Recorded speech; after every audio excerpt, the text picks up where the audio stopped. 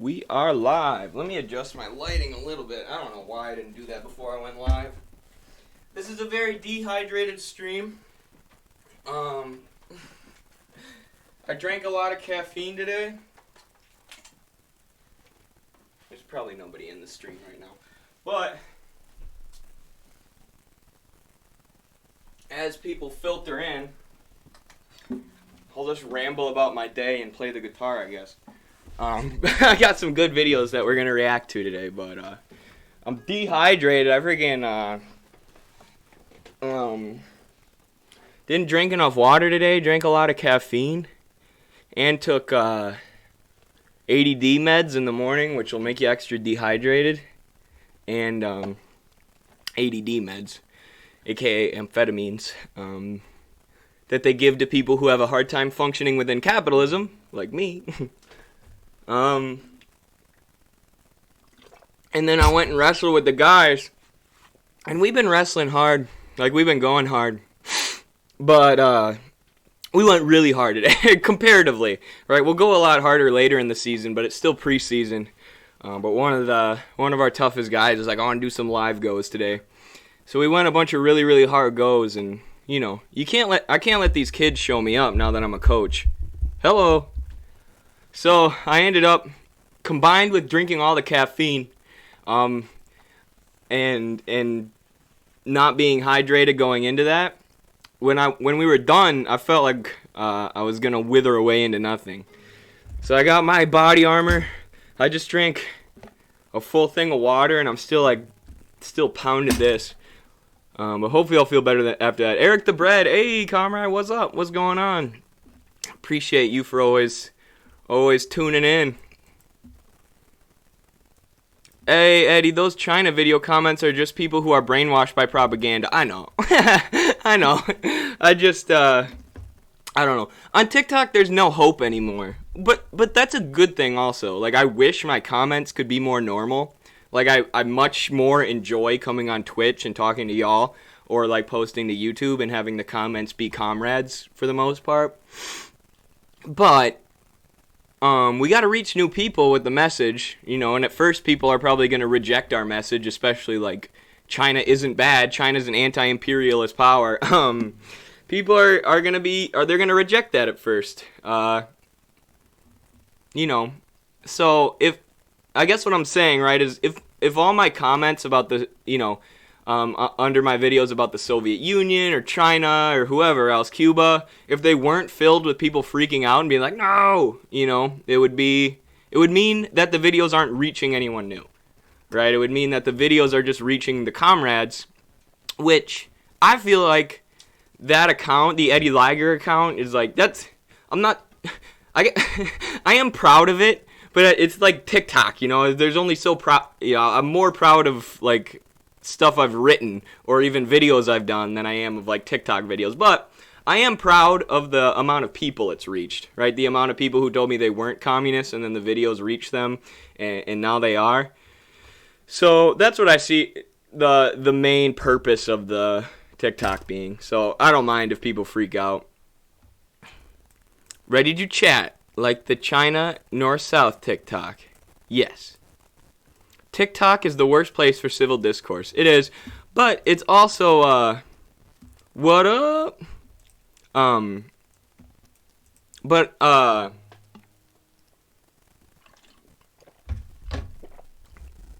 was I saying? Oh, it is the worst place for civil discourse, but it's also, like, confirmed some of my beliefs. Not really, like, you know, research confirms your beliefs more than anything, or gives you your beliefs more than anything, but you know, at first I would get, like, mass comments like, F you, China sucks, Soviet Union sucks, and I would be like, maybe I'm wrong about all this stuff, right? But, you know, after doing it, the people who say stuff like that never have real arguments. They never have real arguments. They formed opinions very, very quickly, more quickly than they even realize about other countries, and those opinions are based on U.S. propaganda. So when I debunk, you know, U.S. propaganda, they have no counter argument as to why they think China bad, outside of, you know, Western media sources. So, it's not a good place for civil discourse, TikTok, but it's also, for me personally, right, like, I've realized that on a lot of topics I talk about, people in the West don't even have any arguments about it, and that kind of confirms my opinions. But, there are other times, and it's more rare, but there are times where people have either added on to something that I've said in a video, in the comments, like added information, and it's taught me something new. And there are times I've made mistakes, and people have pointed it out, and then I go, oh, that was a mistake, and I realized it. And then do whatever research to figure out what I was getting wrong. So, I don't know. I guess I have a more favorable view on it as a way to have civil discourse, probably because I've met so many cool people on there, including people from countries outside of the West. So, thank you for making all of your videos, Eddie. You're welcome. Thank you for watching my videos. I think you should just constantly floss whilst wearing a Stalin mask from now on TikTok. That should be all my videos. Holy cow, we got a lot of viewers today. Oh, it's probably because we're reacting to that video, and I made a TikTok about it. Yeah, we'll get that started real soon here. Yeah, I think I might get like a Mao mask, a Stalin mask, like who else? Fidel, and then I'll just all day. This is my TikTok now. Sorry, everyone. You can blame George. Eddie, can you do my homework? Thinking of inequalities based on social class, race, ethnicity, gender, and sexual orientation. In what ways do different inequalities overlap or intersect with each other? Explain your response and provide examples. Well, as a Marxist, or not as a Marxist, but within capitalism, the number one divider is class, right? But then you can, this is intersectionality. You can build off that and say, so, like, let's take, for example, the prison system, right? If you look at how police target people, like, they're going to like, the number one divider is class. So, like, they're going to target poor people way more than they're going to target rich people, right?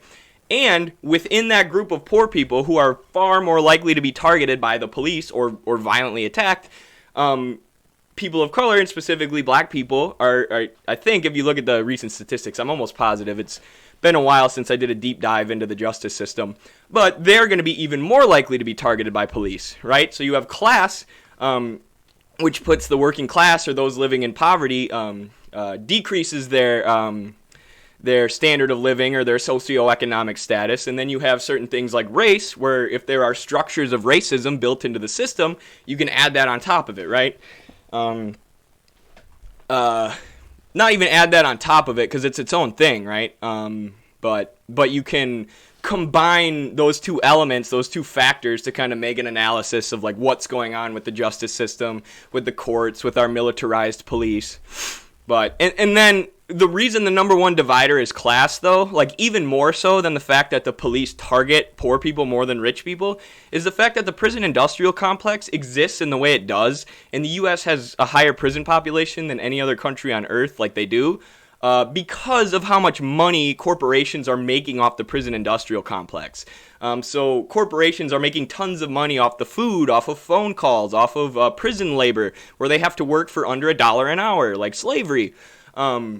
They're making huge profits off that, and then they lobby the government to make stricter drug laws, right? Or to militarize the police, or to increase police presence in like black and brown neighborhoods or impoverished neighborhoods, because they want to keep the prison system filled with bodies to continue making money. So that's why class is always the number one driver, even though things like racism can play a major role.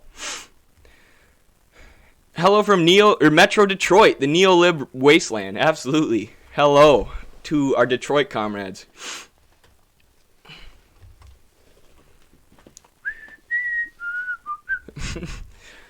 All right, let's hop into this video, y'all.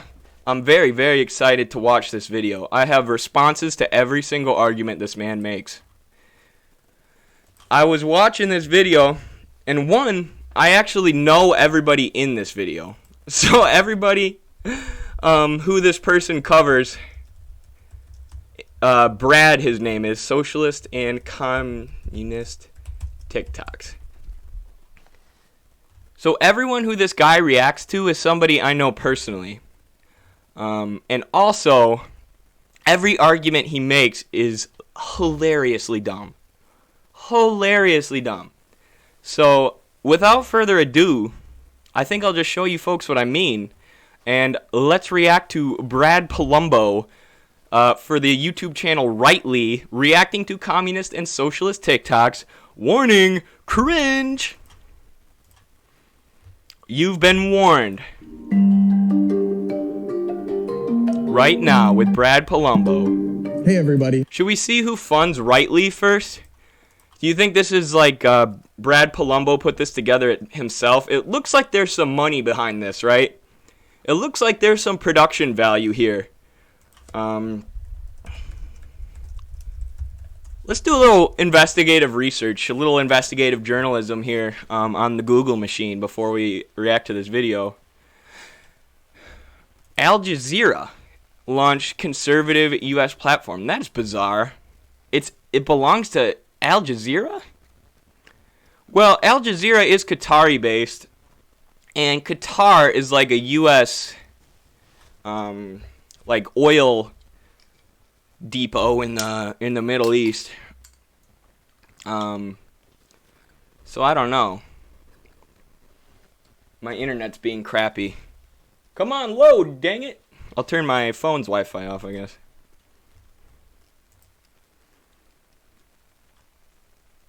Alright, I guess we're gonna just have to look this up later. I should have looked it up before the show. Alright, let's just watch the regular video then. I'm Brad Palumbo, and you're watching Brad Reacts on Right Now. Every week on Brad Reacts, we break down the craziest and cringiest political stuff that's going around on social media. If you're new here, be sure to hit that subscribe button below, because today we're reacting to Marxist Not gonna be happening, communist TikToks. Now let's get into it. Oh wait, we missed the first funny thing he said. Today we're reacting to Marxist and straight up communist TikToks. Marxist and straight up communist. Alright, these TikToks aren't just Marxist, they're also communist. So, nobody tell Marco Rubio. Nobody tell Marco Rubio that these TikToks are not just Marxist, but even communist. You know, because Marco was really worried that Joe Biden's most recent spending bill isn't socialism, it's Marxism. So, conservatives are very smart. Now let's get into it. Zeke, roll the first one. Zeke? If you can't live without something. So this is kosher. So he made this video, right? And I immediately knew what kind of arguments people were going to make in response. So I made a TikTok saying, I know what arguments people are going to make. And the arguments that I predicted people would make are exactly what Brad is going to say. It should be free. Simple as that. Stupid liberals. Let me explain economics to you. See this graph? See how those two lines intersect? That's why people have to starve. That's pretty funny. Okay, guys. Well, that one, I want to roll my eyes so hard I don't even know how to respond because, for one, let's just delete the word free from your vocabulary. Free doesn't exist. Free is a myth.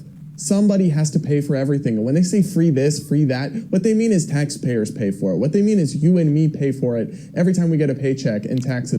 That's not what they're talking about. Kosher is a communist. He doesn't support taxation. He supports the nationalization of major industry, which is exactly what I said in my response to this video, which I think actually got even more interaction than Kosher's video. But apparently Brad didn't want to react to the one where I explained why his argument is wrong. But socialism does not mean taxation. You are talking about social democracy or even liberalism. My eyes so hard I don't even know how to respond because, for one, let's just, somebody has to pay. And also, it's not that they would be free, right? We're saying the essentials can be provided free of charge, but those essentials are already created by labor. They're already created by human labor.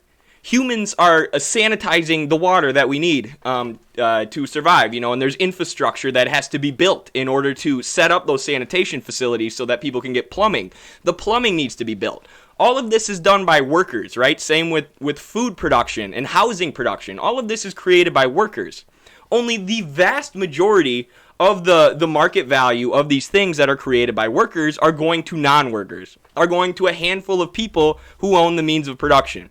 So it's not that the things should be free, right? It's that the cost of things are astronomically high right now because the majority of your money goes to profits of a handful of people who don't even do the necessary work to provide humans with the things that we need to live and, you know, the things we expect or accept in modern civilization. For everything. And when they say free this, free that, what they mean is taxpayers pay for it. What they mean is you and me pay for it every time we get a paycheck and taxes come out of it. So free, no, there's no such thing as free. Now we're talking about essentials, the things that people need to survive. Shouldn't those all just be free and provided by taxpayers? Well, that's nice, but the real... No, Brad, you don't know what socialism is. Nobody's saying that they should be free and provided by taxpayers. We're saying that people shouldn't be making massive profits off housing, and we shouldn't have people living on the streets when there are more empty houses than there are homeless people, right? We should have housing as a nationally provided thing. Right now, the only reason people are living on the streets isn't because there's a lack of houses. We have enough houses. It's just that the system is set up so capitalists and landlords are allowed to make huge profits off of housing. So if you can't pay enough for the house and for the profits of some capitalist or some landlord who doesn't do anything, then you have to live on the streets. And guess what, Brad? That doesn't make any sense. That's the most irrational, contradictory system I've ever heard of in my life. The question is whether we want those things provided by incompetent government bureaucrats or by free markets. And I, for one... The free market? You know who wanted housing provided by the government bureaucrats, or who wanted nationalized housing instead of landlords? Adam Smith, the free market libertarian hero who invented the invisible hand. Let's see what Adam Smith had to say about landlords. Landlord's right has its origin in robbery. The landlords, like all other men, love to reap where they never sowed and demand a rent for even the natural produce of the earth. This is the dude who invented, or I don't know if he invented it, but the dude who came up with the concept of the invisible hand, right? And told people that if you trust the free market, standard of living will increase as long as you do certain things like provide, education for the entire proletariat was something Adam Smith advocated for, or also got rid of landlords was something he also advocated for. So this guy's talking about how he supports free markets, and then he's defending landlords. am much more likely to trust Jeff Bezos to get me the things that I need to survive on time than I am to get to the same people that brought you the DMV. Jeff Bezos has never made anything, and he's never brought anything, any goods or services, necessary or unnecessary, to anyone's house. Right? Jeff Bezos spends all day golfing or sitting on his $2 billion yacht while warehouses full of workers bring you the things that you need. Jeff Bezos is not the most essential part of that process. If all the workers went away and there was just Jeff, Amazon would crumble. It would cease to exist, as would all of the companies that Jeff Bezos owns. If Jeff Bezos went away and all the workers stayed there, if Jeff Bezos took 10 days off, a month off, nothing would happen. Nothing would happen. He's useless. More importantly, why is denigrating economics cool? That's not much of an argument when you're just disdaining. You're the one who didn't read Adam Smith talking about denigrating economics. You don't know what you're talking about. Later on, he's going to say labor theory of value came from socialists. It also came from Adam Smith. Denigrating economics. You're the vulgar economist. You've never picked up an economics book in your life, Brad.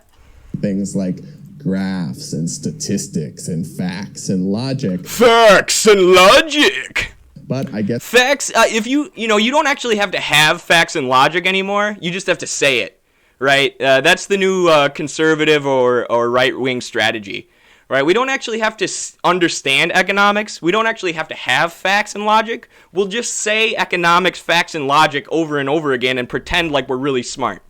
Guess that's what passes for an argument on socialist TikTok. Guess that's what passes for an argument. I guess saying economics and facts and logic is what passes for an argument on right-wing corporate-funded YouTube. For me next. So I have this piece of paper that cost me 1 penny. If you wanted to Another one of my friends, by the way. Very cool person. buy it, I would sell it to you for 1 penny because that is its market value. Okay. I labored to turn that piece of paper into this crane. Okay. If the market value of this crane is $1, that means my labor created 99 cents of value. My labor is therefore worth 99 cents. Yeah, that makes sense. Would it be fair for someone else who didn't do any work to take 90 cents from me just because I happened to make this crane in their house? No, of course not. That would basically be stealing. So you agree that wage labor is theft? Well, no, because when you're a wage worker, you're working for someone. They made an investment and took on all the risk. Like, it's fair for them to take some. So this one cracks me up because this is straight up out of the Communist Manifesto, guys. And No way, Brad. Is it, bro? Is it straight up out of the Communist Manifesto? No, it's not. The labor theory of value isn't from the Communist Manifesto. It came from David Ricardo, Adam Smith, and the classical economists before Marx. And Marx doesn't even talk about it in the Communist Manifesto. The Communist Manifesto was a party program. He talks about it in depth in Capital Volumes 1, 2, and 3, which I'm sure Brad has read. it's just circulating around on TikTok. But this is what socialists would call the labor theory of value. The idea that a good or product, well, what it's really worth is how much labor went into it. But Marx was actually also the first critic of the labor theory of value, right? So what these guys did was they said, you know, a capitalist pays his wage, and that money is transformed into a worker's labor, right? And then a worker's labor creates a product which is brought to market, and you can predict the product's value, including its price, based on the amount of labor content within it. Now, you can still trace this very closely. It's something like price will track like 94%, you know, to labor time. But Marx was the first critic of this, right? He said that commodities don't stay at equilibrium, that they're constantly at disequilibrium, and also market prices aren't necessarily going to match the amount of value in a commodity, right? Spikes in supply and demand, as well as other factors, can cause price to differ from value. But what he did look at, and what Marx was, he studied all sorts of fields, including science, anthropology, even engineering, you could say, even though I don't know if that was considered a field back then. But what he did was he took Newton's principles of conservation that were, and I'm not going to go in depth on them because I'm not a scientist, but, and he looked at the economy and he said labor is what creates value, right? You cannot get around that. Raw materials and labor. You need living human action in order to create value, right? Capitalists love to say they create value. They love to come up with all these different ways that they create value through banking and financing and commercial whatever. That can increase the price, right? Marketing can increase the amount of commodities that are sold, or you can jack up the price but in various ways, using different marketing techniques and whatnot. But to actually make those products and to actually deliver those products and to actually sell those products, labor is what is needed. So Marx traces labor throughout the entire system, and he realizes that capitalists in the process of production take something that's created by the value of workers or created by the labor of workers, they sell it and then take the vast majority of the value. Right, so even if labor doesn't translate directly to price, which Marx was one of the very first people to point this out, that doesn't mean labor isn't what creates all value. It still is. Tell me how much money the capitalists would have if their entire workforces went away, or if even half their workforces went away. But that just doesn't make any sense from the get-go. That would mean that two shoes that are the exact same shoe, left foot and right foot, well, one would be worth more if it was made in a way that took more time from a labor. It's so crazy watching these people explain this, right? And say, this is what Marx thought. When you know that this is the kind of idea that Marx was one of the very first people to debunk, right? He was one of the very first people to say that a commodity's market price won't always match up with the amount of labor that's in that commodity. And then he's, saying that, no, the labor theory of value that came from Adam Smith and David Ricardo years before Marx, which Marx critiqued thoroughly, came from Marx.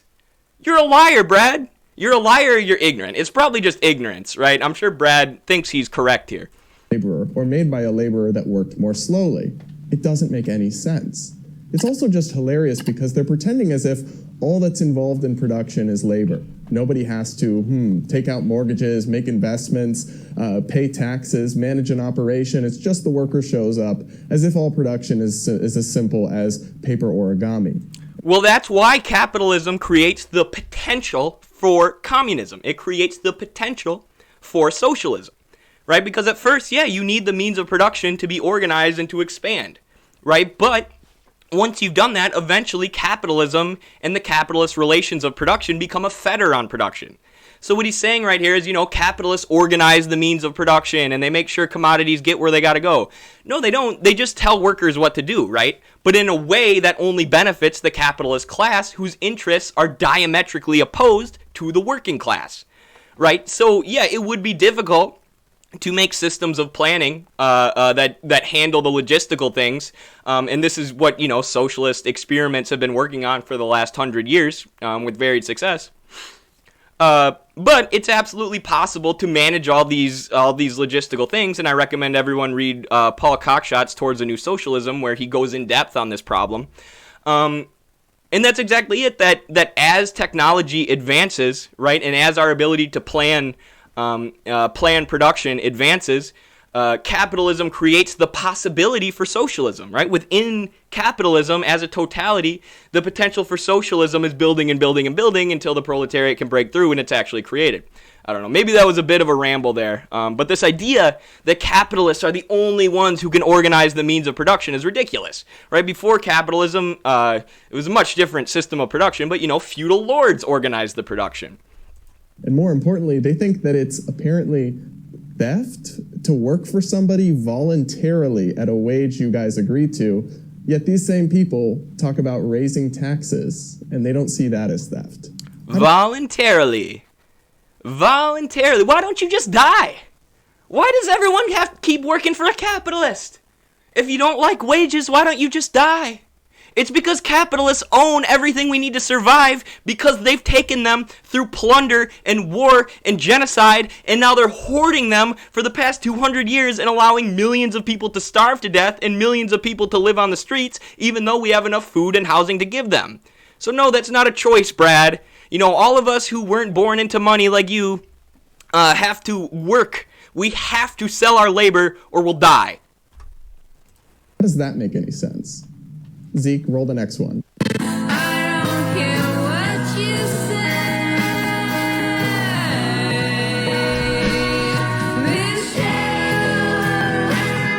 Michelle. Oh, okay. I have so many questions there, I don't really know where to start. But one, why are you wearing a mask to a hookup, though? It's like, I can't get COVID in my hookup. I think the mask isn't going to save you there. And I also think that if you're... that's a good point. If you're worried about getting COVID, you probably shouldn't be hooking up with random people. A good one there, Brad. You got one. Quizzing your Tinder hookups on their economic beliefs right before you hop into bed, you might be doing dating the wrong way. What? You think I'm going to date a libertarian? Imagine, meeting someone like you. The first thing I would want to know is your economic beliefs so I don't have to talk to you anymore. Not that I wouldn't talk to you in regular conversation, but if somebody has the same beliefs as you, I do not want to date them. So I think it's actually a good idea to ask people their economic beliefs first and foremost. Actually, Tinder should have that as a category for people to put in their bio.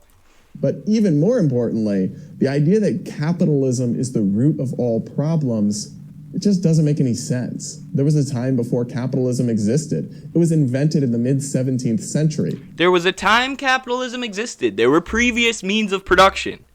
And there were various class struggles and various battles that were fought, which moved the mode of production forward, changed the relations of production, created new contradictions that didn't exist in the feudal or slave modes of production previous, and brought about a new mode of production with new problems and new contradictions at its core. You're getting it, Brad. You're almost there.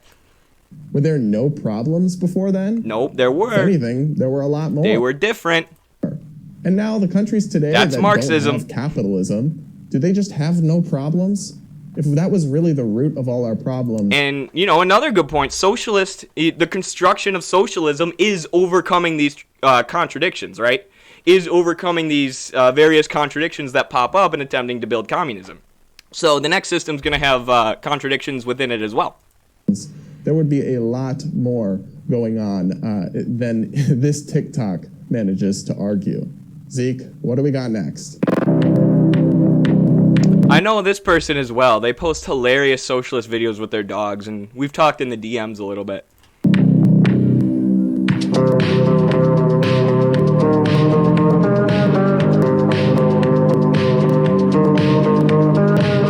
Okay, nope, that's not gonna work for me, folks. Don't use cute dogs to push terrible ideas.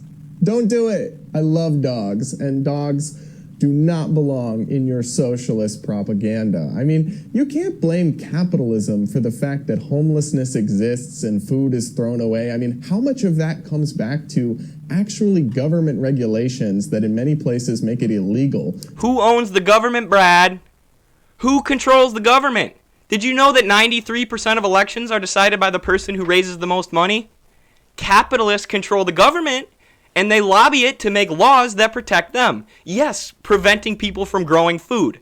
Yes, preventing people from giving food away and forcing them to throw it out. But, as I explained earlier with the homelessness problem, the main issue and the issue at the core of the capitalist system is the fact that these essential goods are owned by capitalists who are withholding them from the workers, which one forces the workers to sell their labor power to the capitalists then in order to survive, but then two are constantly increasing the cost of living and making people pay not only for the value of the house that they live in, but also for the massive profits of a landlord. So if you can't afford to pay some lazy landlord's profits, you live on the streets. Or, people who work at grocery stores, they don't take that food and give it away because that would lower the value of the food. They want to sell that food. They need to sell it on a market in order for the capitalists to make money. If they don't sell it on a market, it has no value to them. Even though, of course, that food is valuable to the millions of people who starve every year in terms of its actual use value. Right? It just doesn't have exchange value on the market, so capitalists don't view it as useful. And because capitalists are the ones who organize production, which you were saying they do so well earlier, they don't allow everybody to have access to these essential resources. And people starve to death and live on the streets when we have more empty homes and throw more than enough food away to feed these people. And you don't care. You just ignore these statistics because you're callous and you're probably getting paid by whoever funds rightly to make these goofy videos. To hand out food or expose you to legal liabilities if you give away leftovers. More importantly, I mean, when I think of the most socialist places in America, I think of... And this is why mutual aid will work, right? And this is why one of the main goals of the Communist Party, the main goal should be to organize workplaces, but also to do mutual aid in the communities, right? To meet the needs of the people. Because if you have a strong, powerful Communist Party that's building a community and is meeting the needs of people in the community, right? When the capitalists don't meet your needs and when the government doesn't meet your needs, people know they can turn to the Communist Party. I know this seems far-fetched in the U.S. because our party is so small. But this is how it works other places like China, right? This is why it'll work. Because you have people like Brad supporting capitalism being like, I don't care that there's more homeless people than there are empty houses. I don't care that there's all this food thrown away even though millions of people starve. And if you have a party that's feeding people, that's meeting people's needs and explaining why these horrible things like starvation and homelessness are products of capitalism, and then they see the capitalists acting callously like this and saying, oh no, you just don't work hard enough or whatever, they're going to want to side with us, right? No regular people are going to side with an arrogant douche like this. California, I think of New York City. Those are also the places that seem to have a lot of homeless people. Oh, well, I didn't think of that. Did everyone hear that argument? City, those are also the places in America. I think of California, without food or expose you to legal liabilities if you give away leftovers. More importantly, I mean, when I think of the most socialist places in America, I think of California, I think of New York City. Oh, I had never considered the secret socialist American states. I had always thought that America was one of the most capitalist nations on the planet. I thought Governor of New York, Andrew Cuomo, and Governor of California, Gavin Newsom, were pro-capitalist liberals. But Brad Reacts is telling me that they might be socialist because they have high taxes. So I don't know. My brain's kind of melting here. I don't even know how to respond to an argument so good. Those are also the places that seem to have a lot of homeless people and a lot of hunger and problems. So Oh, a lot of homeless people in socialist California and socialist New York. Right? Too bad that after Cuomo and Gavin Newsom rounded up all the landlords Mao style and threw them in jail, or had the people of New York and California kill all the landlords, that there still isn't housing. Right? Despite the great efforts of our socialist leaders, Gavin Newsom and Andrew Cuomo. Where do they find these people, man? Where do they find people to say with a straight face and just all this confidence on YouTube, in public, to all these people, you know, California and New York are socialist? Who are you, Brad? I mean, it's bad enough to be pushing terrible ideas, but do not use cute dogs to do it. Let's roll the next one, Zeke. This is one of my favorite other critiques. It's commonly said that socialism and communism has failed every time it's been tried. To this you just say, by what metric? Because the concept of failure is subjective. Is it I love Adrian. Everyone go follow Adrian Antianoli. Great person. because it doesn't exist anymore? Then in that case, do you consider every single civilization up until the ones that currently exist to be failures? And do you consider every country that currently exists to be successful? Because that's dumb. I wouldn't consider giving everyone a house, education, free healthcare, and a job, and food a failure. That's a lot better than we do here. I would consider someone dying once every 12 minutes because they don't have health insurance a failure. I consider the fact that people in Flint, Michigan still don't have drinkable water a failure. I consider a police force that arose to catch black people, runaway slaves, and continues to murder them a failure. 12-plus hour voting lines a failure. The least educated voting against their class interest a failure. Wow. Spittin'. Wow. Wow. He just listed all these things wrong with capitalism. Time for me to ignore them. Adrian was spitting there. All those things are true. And all those things are products of the contradiction of capital. So, failure may be subjective, but guess what? Gulags, lines for food. Gulags! Guess what, buddy? Guess what, Brad? I'm going to let you in on a little secret. One, the U.S. prison system is incredibly profitable for companies who are part of the prison industrial complex, like the telecommunications companies who Republicans claim to hate, and companies like Aramark who serve food, and the Second Amendment, the Second Amendment. The 13th Amendment, which abolished slavery, has a little condition in it that says slavery is abolished except in cases of where someone has been charged of a crime. So you have prison workers being paid less than $1 an hour, and you have an economic profit incentive to keep the prisons filled with bodies. And the corporations profiting off that prison industrial complex heavily lobby the government to militarize the police, and put the police in impoverished neighborhoods so they can constantly throw people in jail and keep these prisons full. Also, you brought up the gulags. There are far more people in the U.S. prison system today, than there ever were in the Soviet gulags. Ever. 23% plus of the entire world's prison population is in the U.S. right now. Land of the free. But please tell me more about why socialism wouldn't work because of gulags. Mass starvation and war crimes that we've seen in... Mass starvation? Like every single day under capitalism in the global south, in the countries where the U.S. is bombing? The starvation that happens every single day? Or are you talking about like in China? Or like in Cuba? Or like in the Soviet Union? Where there were famines for hundreds of years as these countries lived under semi-feudal despotic monarchies, oftentimes backed by the Western countries. And then they massively increased standard of living to the point where famines didn't happen anymore by industrializing their agriculture. Is that what you mean by mass starvation? Basically every communist country throughout history, I think that's about as objective a failure as... How's this for about as objective as a failure? How many people starve every day? Here's your capitalist success story, Brad. So your argument is that socialism won't work because people starve. Okay? Well, then capitalism doesn't work either. You're literally proving the point that Adrian was making in his original video. How did you say this out loud and edit it and post it? As you can get.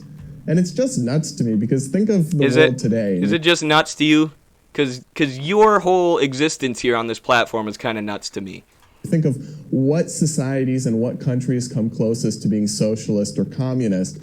It's not a pretty list, guys. North Korea, we've got Cuba, Venezuela. North Korea, the United States divided Korea in half, put in a far-right dictator in the South, and then when nobody wanted to fight for the far-right dictator because they knew he was propped up by the U.S. and he had graduated from U.S. universities, Singham Rhee was his name, the U.S. decided to intervene themselves. They had two people from the U.S. State Department take a National Geographic map and draw the 38th parallel across Korea, and then they bombed Korea to the point where U.S. pilots were complaining that there was nothing left to bomb, and approximately 20% of Korea's population had died. So that's the violent, evil failure, that country, but our country's cool. You know, our capitalist country's awesome. What was the other one? Cuba? Cuba was run by a despotic U.S.-backed gangster, the Batista dictatorship, and their country was basically slave plantations before the revolution. Now Cuba has more doctors than anywhere else in the world, and they've massively increased standard of living, despite the U.S. embargo, which is the most stringent embargo anywhere on the world, except for North Korea, which you also mentioned, where the U.S. surrounds Cuba with troops and prevents them from trading with anywhere else. And because under the Batista regime, the U.S.-backed dictator, where Cuba's economy was mostly based on sugar and tobacco plantations, their soil became adjusted to only growing sugar and tobacco, so it has a hard time growing other crops that they need to survive. So, you know, they've had to come up with all these innovative agricultural techniques to feed their people, while the U.S. is holding them under an embargo. Right, because their soil can't necessarily grow the same food as us, and this is the kind of thing that arrogant Americans don't understand, right? Because they live on the other side of imperialism, right? They've never faced the brunt of U.S. imperialism. They've never known what it's like to live under an embargo in a country where your soil can only grow a couple crops because of 200 years of slavery and imperialism from the West. I mean, these are places that people are desperate to leave. Whereas the places they want to come to are market-based societies like you have in most parts of Europe and in the U.S. Let's check where people are desperate to leave, Brad. Top places where refugees are fleeing. You say everybody wants to flee socialist countries and go to capitalist countries. Let's check it out. Syria, where the U.S. is doing a war, where they launched a NATO intervention and have repeatedly launched missile strikes into Syria and backed far-right extremist groups like Jaish al-Islam to try and take out their economic and political enemy in Assad. 2. Venezuela.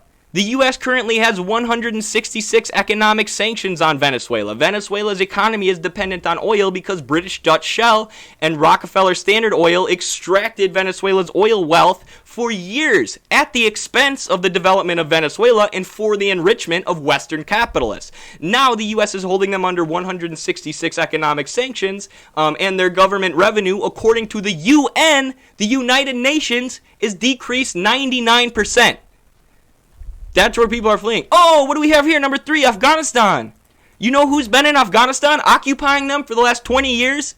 You know who in the 1980s, when Afghanistan had a more left-wing government coming to power, you know who funneled money and weapons into Osama bin Laden's Mujahideen? It was the capitalist United States. These are the places people are freeing, dummy. The places where the U.S. is bombing. At the end of the day, nobody ever fled capitalism in a raft. Yeah, they have. They have fled the missiles and the napalm and the Agent Orange that your and my country have dropped on them. There have been a whole lot of people who fled. You're a liar. Zeke, let's roll the next one. Zeke. I Tori! Tori! I told y'all I know, like, everyone in this video. A cool communist boyfriend, okay? But chasing after Mr. Mustache nicotine addiction is counter-revolutionary when you are young and beautiful and can rob a member of the bourgeoisie with your looks alone. Find a sugar daddy. Redistribute the wealth. That's praxis. That's harm reduction. It's pretty funny. I'm laughing with that Brad. one cracks me up. Like I said, all this content, it's not all bad. Some of it is genuinely hilarious. I wonder why he didn't react to any of mine. Why not, Brad? You scared, bruh? You scared? If the people pushing it are socialists. And in this case, I respect the hustle. You know, redistributing the wealth to a new extreme. See, Brad couldn't get behind these arguments of not bombing people or feeding the hungry or housing the homeless.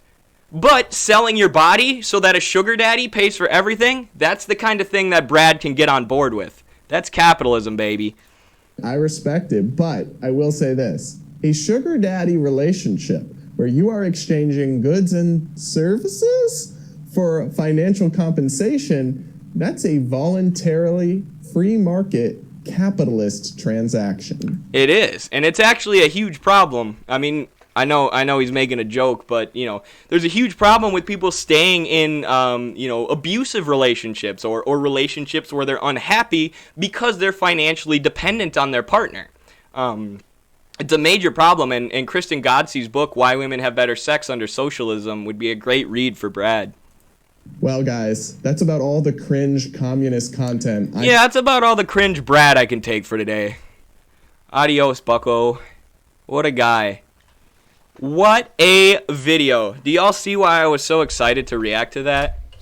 The arguments that he made were it was like a nice, concise collection of all of the worst arguments that have been made against socialism for the past 200 years.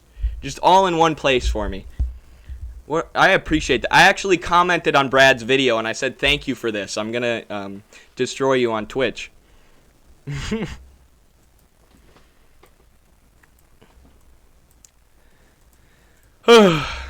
Guys, it's a phase, and one day you will be moving on. That's okay, too. Maybe one day you'll learn how to spell phase. It's Phase. What's poppin'? Just kidding. I don't know if you were talking about, people being in a socialism phase, if that's what you meant. That's why I was so mean. If you weren't trying to be mean, I'm sorry. That was possibly the worst thing I've ever seen. Yeah, well, now you guys got to watch it with me, though. Every time I see a video that's one of the worst things I've ever seen, I gotta take it down with y'all. Got 'em. Great work. Thank you all. Appreciate that. Guys, it's a phase. Capitalism? I hope so. Capitalism definitely is a phase. We've had so many different economic systems. What is this Hassan and his house thing? You haven't heard about that? Wow, my dog. Good for you. That means you are whatever socialist content creators you are watching are the good ones. Because they haven't been talking about Hassan's house. Unless there's been a new development with Hassan's house. Eddie, you were so amped for that vid. I was. Agreed. I actually pounded a Red Bull. So that's probably why. You mean I'm probably going to stay up super late now. He's flexing on normal Cali people. Hassan is?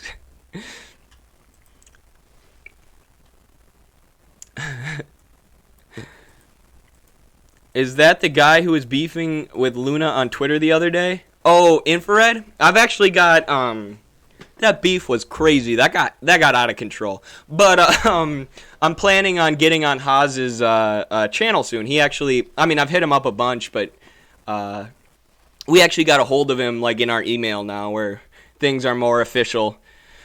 So he was right. The only thing is I get he just like went a little crazy. But I get what he's so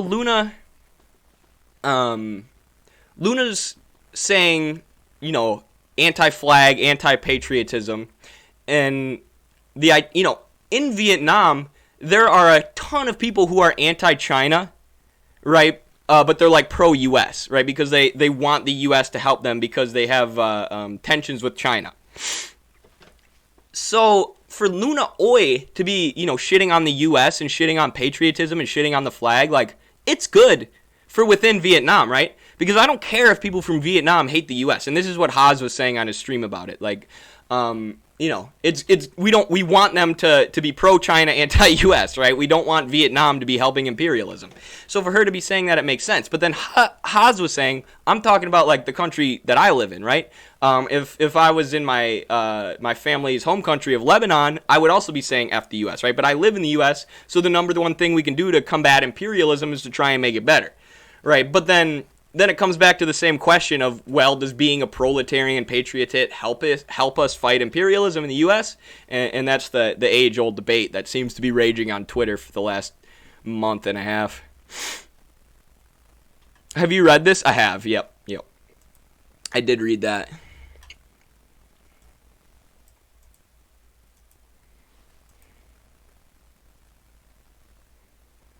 We should be fighting for land back to the indigenous Americans.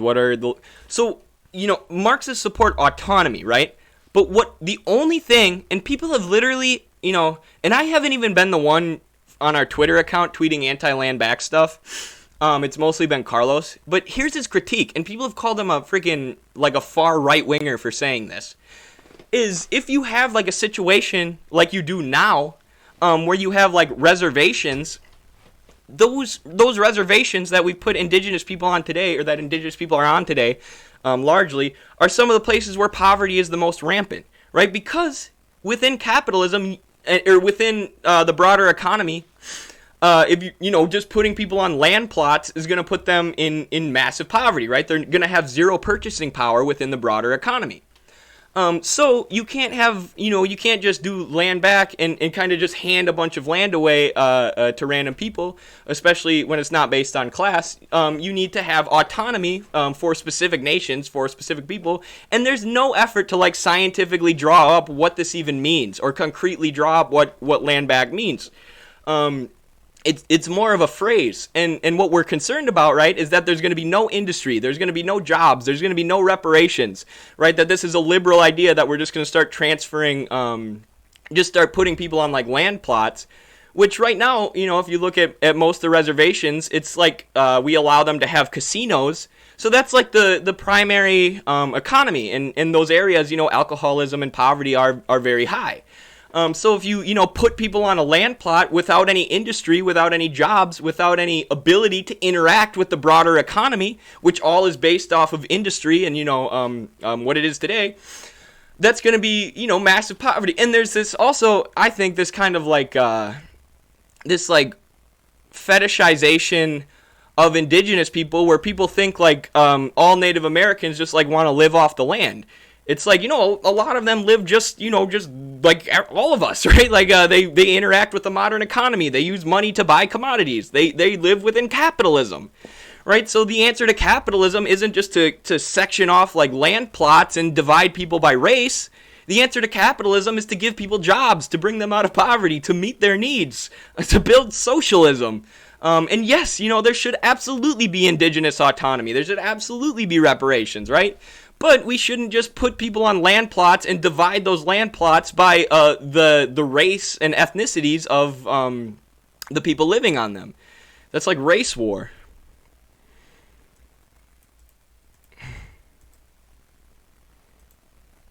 But the Native Americans actually had the understanding of how to take care of the land. Right, but I'm saying, what are you talking, like 250 years ago? Right, you can't lump every single native person together and just say they have the ability to take care of the land. Right, the native populations, the indigenous populations are extremely diverse, right, and they live extremely diverse lives. I don't even want to talk about it too much anymore because I'm so tired of talking about it on Twitter. But the thing I keep asking is like, who should we platform, right? Like, what people should we talk to about this? And I don't know. I am not getting a good answer or a concrete answer. If y'all have some indigenous people you'd love us to platform and talk to about it, I'd love to do it. But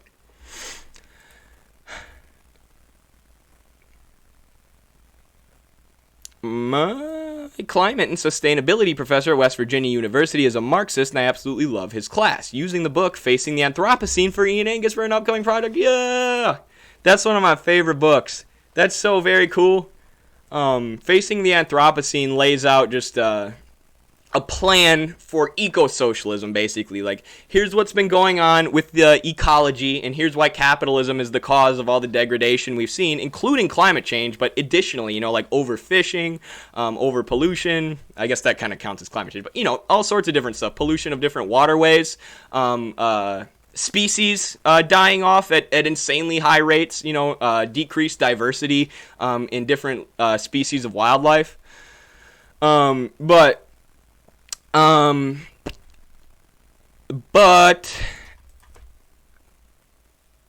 don't know why I said but. Yeah, great book. Oh yeah, and then Ian Angus lays out exactly what to do about it.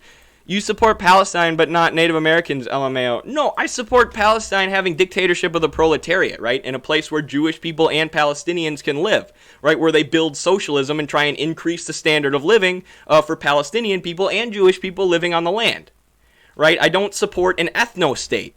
Right, I don't support getting rid of all the Jewish people who do live there, right? And I know it, and that's a totally different. It's not a totally different situation. I get what you're saying, right? Because there are much deeper conflicts there than class, right? Or not deeper than class, but different conflicts, right? But the solution in Palestine that I support is the same. Well, that's not true because Palestine is still being colonized. Their land is still being encroached on. The U.S. hasn't encroached any more land or taken any more land in years. But, yeah, so you can't just, say that the solution for Palestinians is the exact same for the solution for indigenous people. That's such an oversimplification. And honestly, that's almost like disrespectful to the indigenous people and their plight, right? You're just saying we can just take a one-size-fits-all thing for colonized people, or a one-size-fits-all solution. And it's a non-Marxist solution. You should have a stream with Daniel Dumbrell. I saw him comment on your video. Oh, yeah. That will be happening. Absolutely. Is Carlos a Browderist then? Because he is big on the whole proletarian patriotism thing. He's not big on... he's not, big on the flag. He's just big on, he's big on loving people and loving the country that you're in and wanting to make it better, and not alienating people. But, wasn't the Browderist, and I don't even know what Browderism really is, but wasn't it, I know it was a trend of socialism in America, but wasn't it they were waving the American flag and they were super opportunist? This is the thing I don't understand, right? People are like, oh, American patriotism leads into imperialism and opportunism. Right, and Carlos has scheduled interviews with Sandinistas, right? He's scheduled all these interviews with experts on the DPRK, right? We were the first people, we did the podcast ourselves about Cuba, which, by the way, Carlos isn't even American, but and all these people are tweeting at him thinking he's me, calling him a Nazi, but he's just he wants to be strategic about it, right? He doesn't want to run around waving the American flag. But he also doesn't think it's a great idea to be burning the American flag in front of American workers and being follow us to communism if it's something that means a lot to them. Which, I understand his argument. Read Settlers. I have. I actually have. Online leftist box can't imagine a scenario where they talk to real people. And I don't know if people are thinking that legitimately about actually gaining power. Right, there's a lot of sentimentalism where it's this position is the most moral, right? This is the position that will make me the most moral and compassionate person, and therefore this is the position I will take. It's well, is that position obtainable? Right, is this something that we can actually obtain? People don't think realistically because the U.S. working class and the U.S. socialist movement is so far from actually achieving any kind of real power that they're not thinking about, how to advance the cause realistically.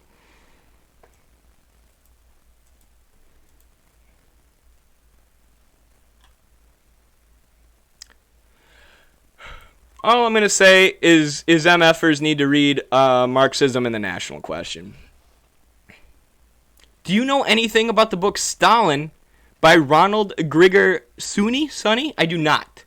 I do not. The one that I want to read is the one from Lacerdo. Some of y'all probably know what I'm talking about.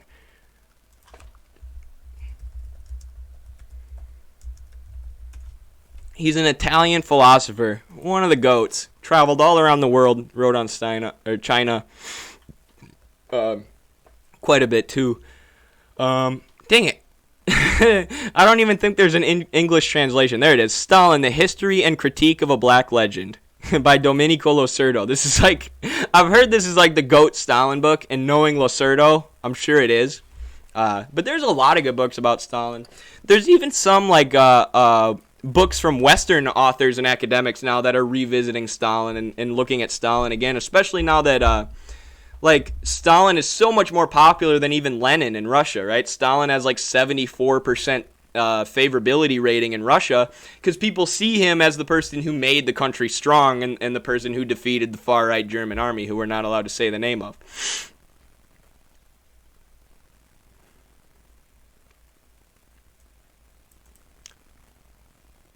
Browder was the leader of the CPUSA back in the 30s. I think he got kicked out because of revisionism, etc.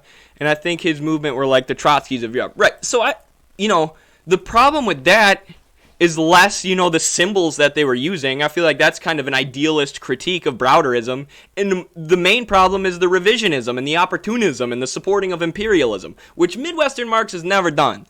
Don't ever, try and tell me that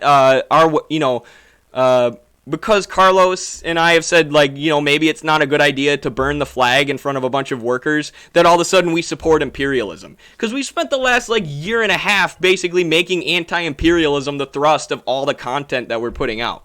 I'm not going off on anyone in the chat. I'm just saying, all these people are jumping to conclusions like, oh, you guys are supporting imperialism. It's like, oh, yeah? Well, why do we have 600 videos talking about how evil imperialism is then? I feel like I've done a lot to show people. I feel like I've done a lot to show people on TikTok and to show the next generation the evils of American and Western imperialism. And now, because I suggested that we not go to their families and burn the flag, I'm a pro-imperialist. I don't know. I don't care. It's people on Twitter. It's an infinitesimally small group of people on Twitter who have been, viciously coming at us, but. From what I read on communists in Burma and India embraced Browderism, and it was basically American exceptionalism, saying we're enlightened enough that our imperialist era will work with the proles of the global south. Holy shit, that's terrible! That's what people think we believe? This is what people think that we want to do. They think we're Browderists. I appreciate y'all for telling me this, and I'm going to have to research what Browderism is, and I'm going to have to make a video saying, no, this is what Browderism was about. And this is why this is not what Midwestern Marx stands for. Because, and of course, right, people would love to conflate Carlos's arguments to act like he's supporting imperialism, right? They'd rather check out one tweet that Carlos made and say, oh, you're a Browderist who supports American imperialism. But I'm sure those people haven't checked out the hours of podcasts that Carlos has done with academics and journalists in the global south exposing the lies of imperialism.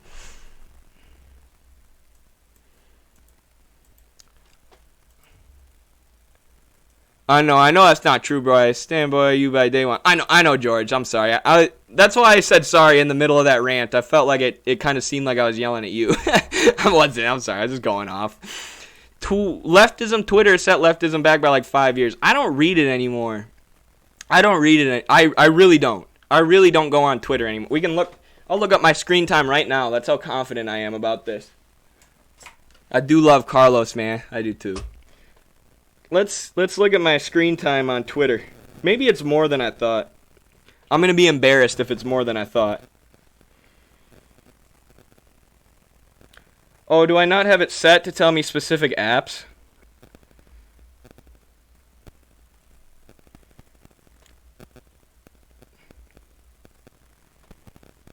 My daily average on Twitter is 16 minutes.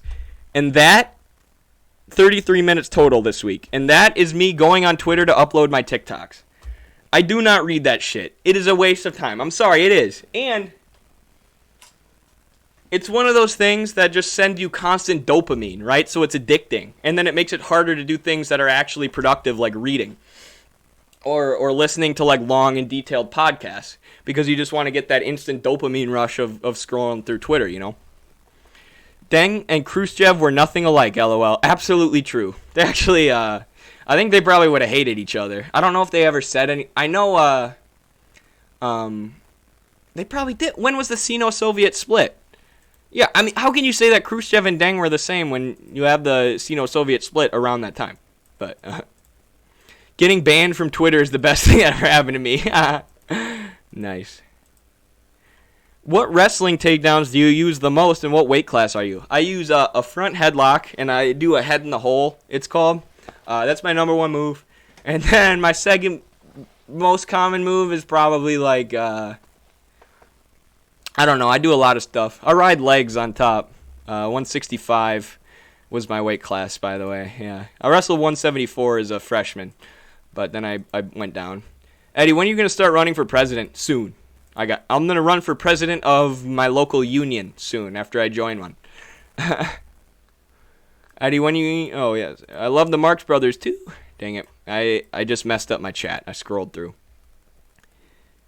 Can you make a video about Deng Xiaoping and Khrushchev? Yeah, I mean, it would probably have to be different videos. Or, like, their relationship with each other. I could do that. He said something along the lines of what good has Khrushchev ever done. That makes sense. There's some fire line from Zhou Enlai, who was around the same time as Mao and Deng, like a higher up in the Communist Party. I can't remember what his exact name was. But he had the most fire roast of Khrushchev I've ever heard. Let's see if we can find it. How do you spell...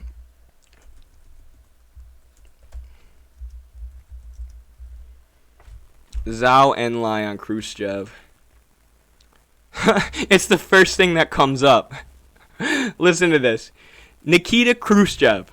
The difference between the Soviet Union and China is that I rose to power from the peasant class, whereas you came from the privileged Mandarin class.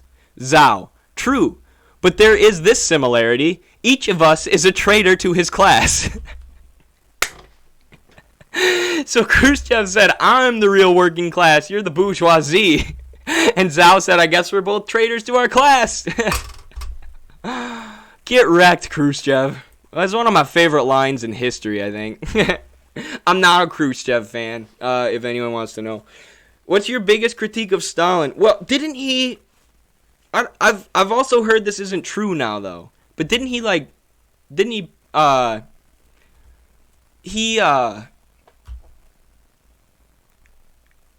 restrict gay marriage in some way? That would be my biggest critique if he did. Definitely. But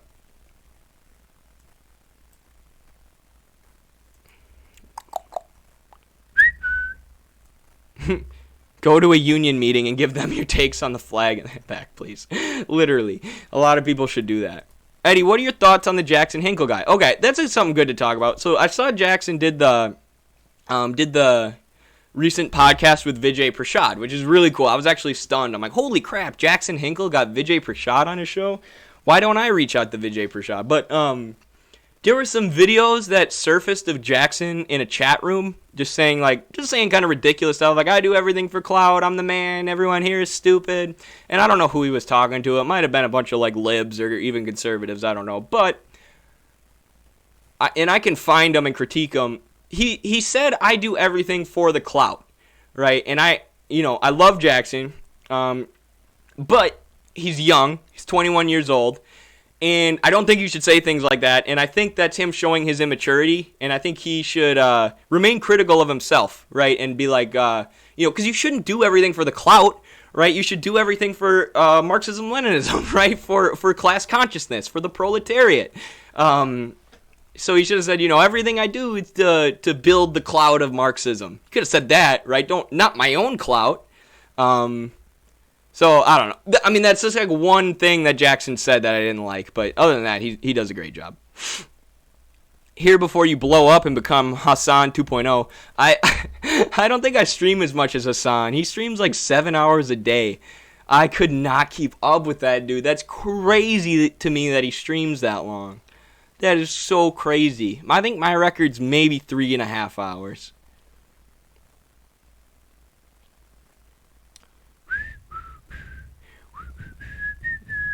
Thank you for the gift, 69 Poppy Chulo 420. I appreciate you. You're very nice. Stalin was a sellout to the international revolution. What did you want him to do? The Soviets voted him in because he wanted to build socialism in one country. The revolution was horrible and bloody. They didn't want to keep fighting revolutions, right? They didn't want to say, no, we're not going to build socialism. It's time for international revolution. That's why Stalin won. And that's why the Soviet standard of living was increased so massively. I moved to the Midwest from the East Coast. Honestly, I see more organizing potential out here than back where I'm from. I do too. It is ripe. The Midwest is ripe for socialism. Like, my John Deere TikTok, I don't know if people saw that. That went viral, I guess, in Iowa. Some of my friends' moms from my high school wrestling team, who aren't even political, were sharing it and saying, "Look, Eddie Liger Smith is favorite, or Eddie Smith, my buddy, or my son's friend from wrestling, is famous in our town for his John Deere TikTok." Like, people are ready, right? And I have all sorts of like Midwestern people who message me all the time. They don't, they don't say they're socialist, but they're like, "Oh, I agree with what you say," right? Like blue collar workers and stuff. So yeah, we just got to keep doing the work, right? And we got to keep pitching people real socialism, right? Real class struggle. Yeah. Do you have a job outside of Midwestern Marx? Oh yeah. Oh yes. Unfortunately, yes. And actually, I wasn't there all day today, but usually, I say oh yes like I have the hardest job ever. But yeah, I'm going to grad school. Which, I have a ton of college debt from the last school I went to. But I get grad school for free because I'm the wrestling coach at this school. And I got bumped up to the full head time assistant. So now it is like a real job. It wasn't going to be. I was going to have to get a different job, plus Midwestern Marx, plus coaching, plus school. But now it's just coaching and school. But because I got bumped up to the head assistant job, I have to spend way more time in the office and way more time coaching, which is fine. I can still work on website stuff while I'm there. So. You want to organize the most backward, LMAO. I just said working class, buddy. If you assume when I say working class that I meant white working class or backward or racist working class, that's a you problem. That means you associate the working class with backwardness or with whiteness, both of which are untrue.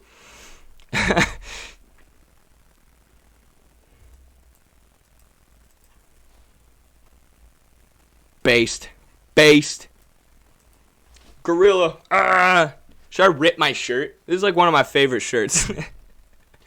I should get shirts that I can rip off on camera, on stream. How old am I? 24. I am the 24 years old.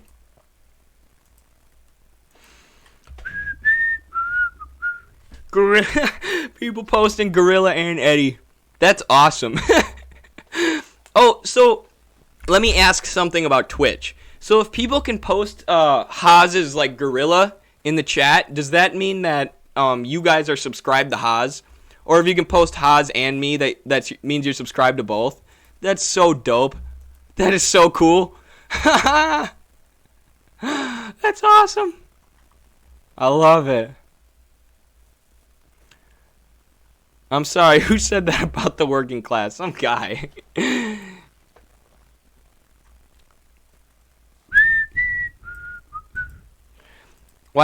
Have you ever worked in a place that had a union? Gold brickers galore.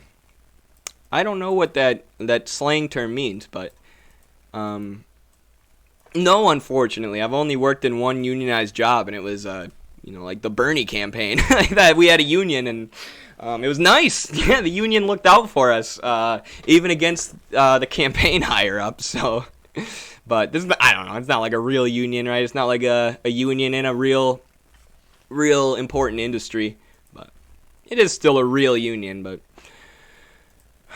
why don't we see antisocial wealthy kids who fake poverty and rob people as being the most backwards of society? Yeah, there you go. I think the PMC is the most backwards in reactionary society. No kidding.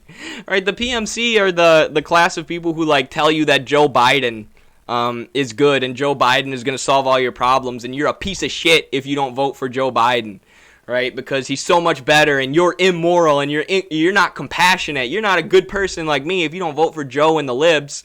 That's the morality of the professional middle class, generally. Thoughts on capitalist realism? I've never read it. Matt Connolly, my buddy, has read it. My favorite article from Mark Fisher, and I've brought this up before, but if you spend a lot of time in online politics, definitely read this article. It will make you feel amazing. It'll make you hate Twitter, but you'll feel vindicated about how much you've started to hate social media and online politics. So Mark Fisher wrote that just about the different the environment of online politics, and a specific thing he uses is when Russell Brand came out. He was advocating for communism or something, and all the communists on Twitter and anarchists on Twitter attacked him. Oh, fuck you, Russell Brand, you have $1 million, you can't be a communist, shut up, quit advocating communism. And what's his name? And Russell Brand's got pretty good politics. Right now he's got his own show.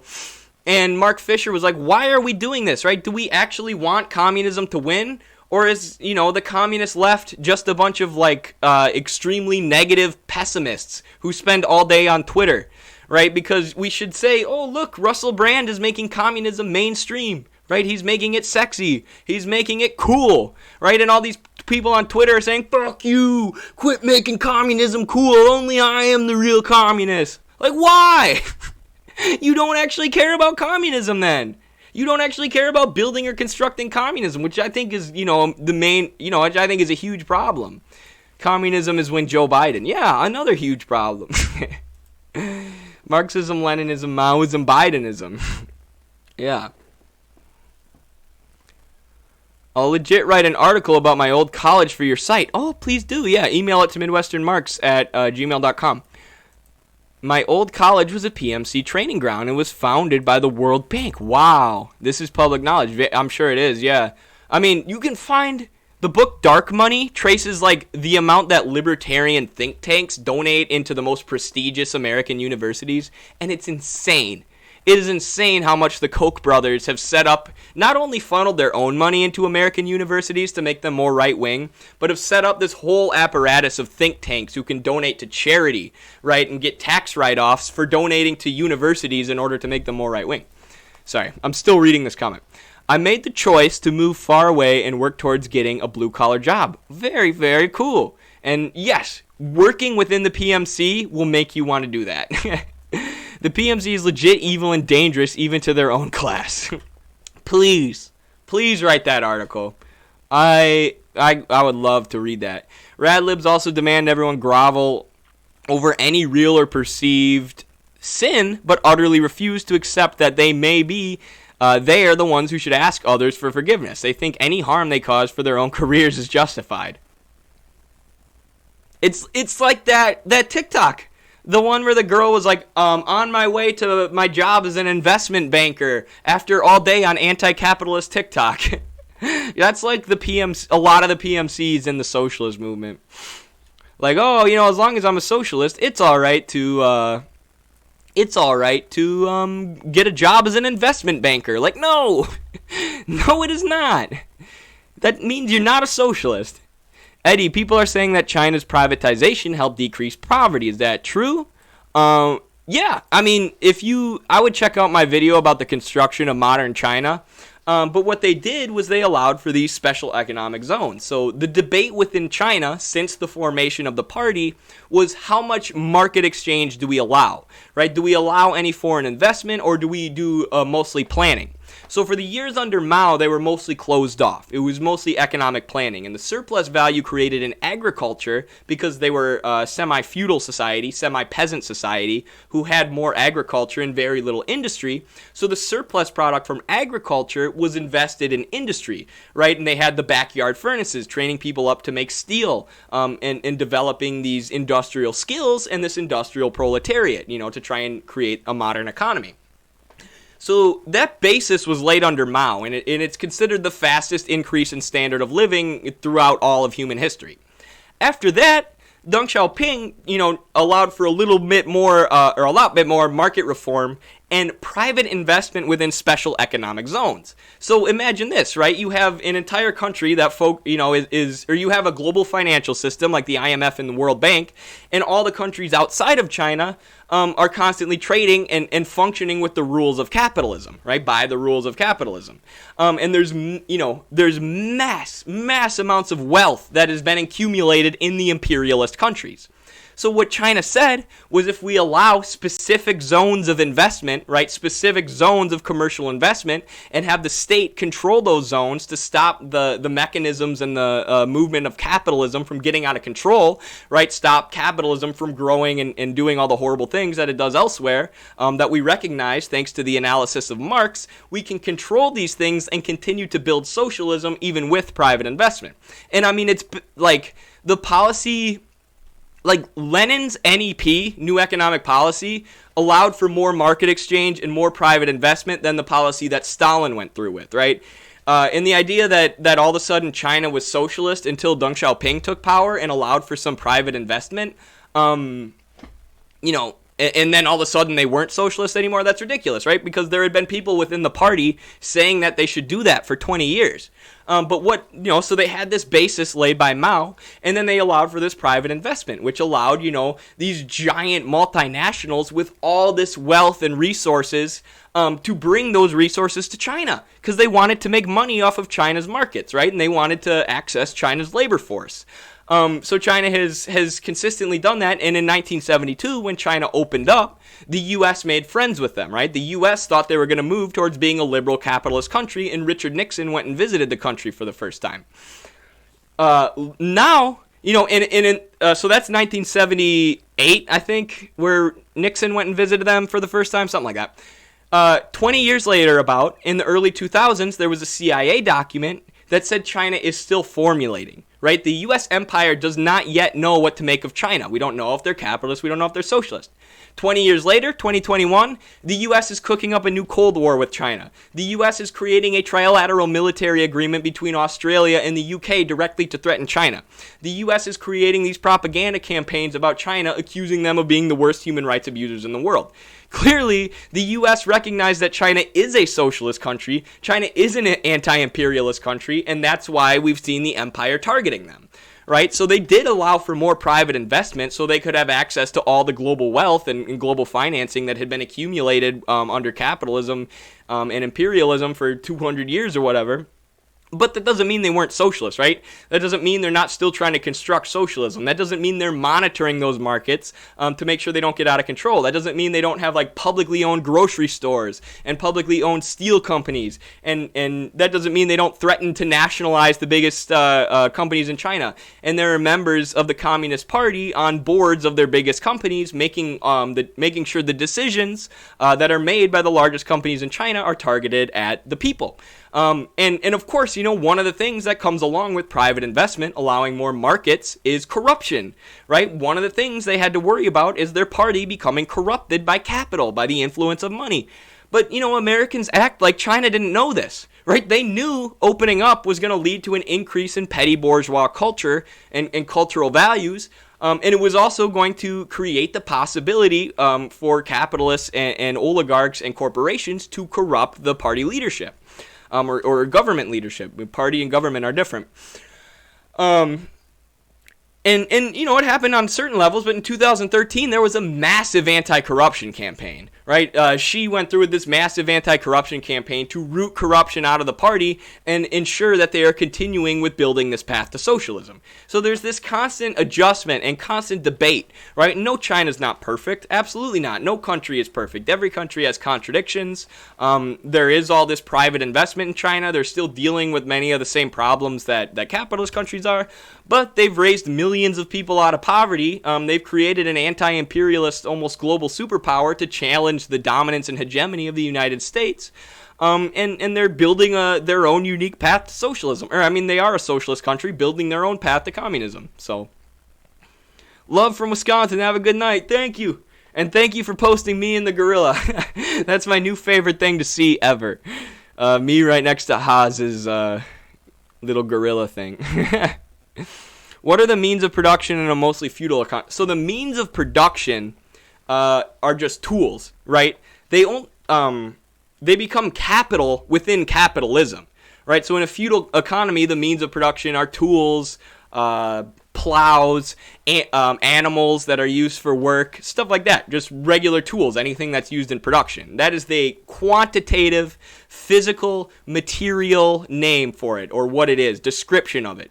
Under capitalism, the means of production appear as capital, but that's not what they are. That's the social relations they exist under, right? That's who owns them. So the social relations are what make the means of production, which existed in feudalism, into capital. And the social relations is also what causes the incredibly quick and technological advancements, is what causes the incredibly quick development of those means of production into what we've seen since the Industrial Revolution. See you, comrades. I got some homework to do. Peace out. Great work doing your homework. I'm proud of you. You got this. Did the Soviet Union have any private investment? Yes. Like I said, there was a lot more planning under Stalin. And so one of the main problems that happened with the Soviet Union too, which everyone recognized, is when they tried to do this heavily planned, sort of closed-off style economy, there was this giant black market that was created for consumer goods, right? And the imperialist countries were saying, look, the communist countries like China and Soviet Union don't have any consumer goods. They don't have McDonald's and Pizza Hut. How terrible. And now, with private investment, it allows for consumer goods that exist under capitalism, not to be snuck into the country and not to have a giant black market, right? Consumerism is something that eventually, we want to move away from, right? The level of consumerism we have isn't good. But like I was saying, the Chinese party, and Deng Xiaoping knew that petty bourgeois ideology was going to increase when they allowed private investment, right? The level of consumerism was going to increase because you have all these companies, coming and selling commodities. And not that consumerism is all bad, right? We want people to have luxury goods and stuff, but it can't. There are issues with it. But what's better? What's better, keeping the country entirely closed off and having gangs and criminal groups sneak consumer goods from America into the country and start selling them on the black market, and then having America go, look at China, they don't have any consumer goods, look how evil and dictatorial they are. Or, for the Chinese people to have more consumerist attitudes, a little bit more of a consumerist mindset, and not have that happen, right? I mean, when you think about it that way, and you got to understand everything, not everything, but so much of what China does, it was based off what the Soviet Union did, it's based off what Vietnam has done, based off Cuba. They learned so much from the other socialist countries, especially the Soviet Union, right, which was the longest lasting socialist country. They take, what worked in the Soviet Union and what didn't, and they learn from it. They make legitimate adjustments, and that's one of them. Yeah. Would the USSR be like China if it existed today? That's a good question. I mean, there's so many different takes about why the USSR fell, some good, some bad. And I think it's a combination of a lot of things, but I mean, it's impossible to say, right? It's impossible to predict the future. I mean, if you look at Russia today, they're allying with China, and they have a couple major sectors of their economy, their natural gas and their oil, who are nationally owned, and they're kind of using that to try and build back their economy. It's definitely not socialist or communist, but it is, very similar to China. Not very similar, but semi-similar to China.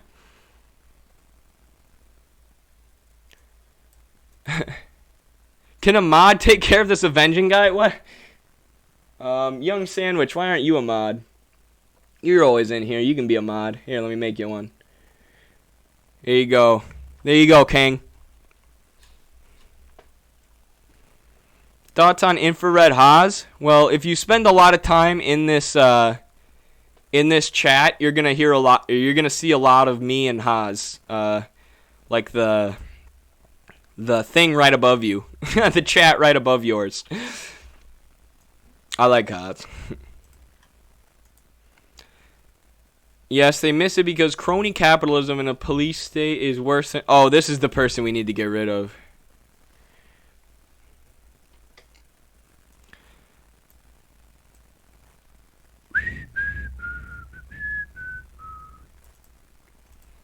No, because you're a prick.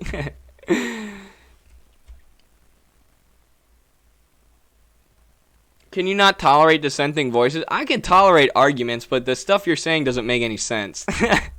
I tried to read your last comments, and they made my brain hurt.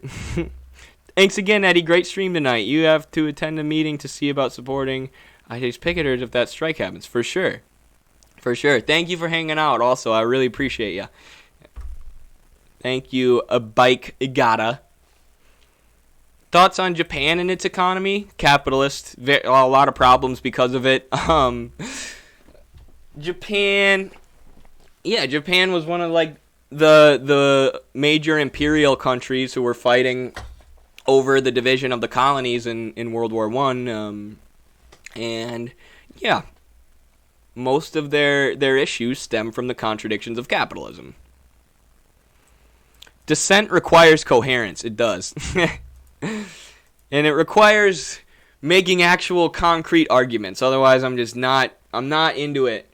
If I see someone posting China bad, USSR bad, tanky dumb, it's like, please say something real.